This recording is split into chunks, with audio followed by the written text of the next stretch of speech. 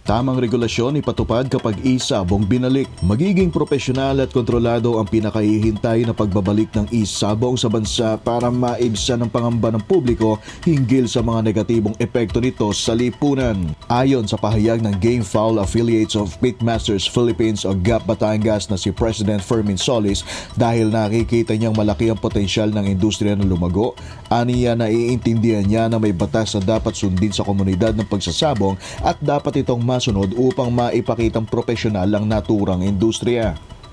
Para naman kay GAP Bulacan President Mau Asierto, dapat kontrolado ang paglalagay ng pera sa e-sabong dahil dinisenyo ito upang maging hanap buhay. And we quote, lahat lang po sana ay ilagay sa tamang lugar sa tamang kontrol. Siguro naman tayo ang GAP ay patuloy na mag-i-improvise yan to continuously professionalize itong ating industriya, and unquote, ani ni Asierto.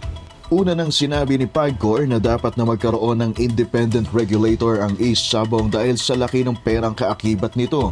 Nasa 640 million pesos kada buwan ang kinikita ng gobyerno mula sa e-sabong nitong 2022. Nakalikom ang PAGCOR ng 2.03 billion sa unang 6 na buwan ng taon ayon sa PAGCOR Chairman and Chief Executive Andrea Domingo. Ilan sa mga regulasyon na ipinanukala ay ang pagkakaroon ng oras ng paglalaro at kontroladong pusta. Kaakibat din ng patuloy na regulasyon ang pagtaas ng tiwala at kumpiyansa ng mga tao sa naturang industriya.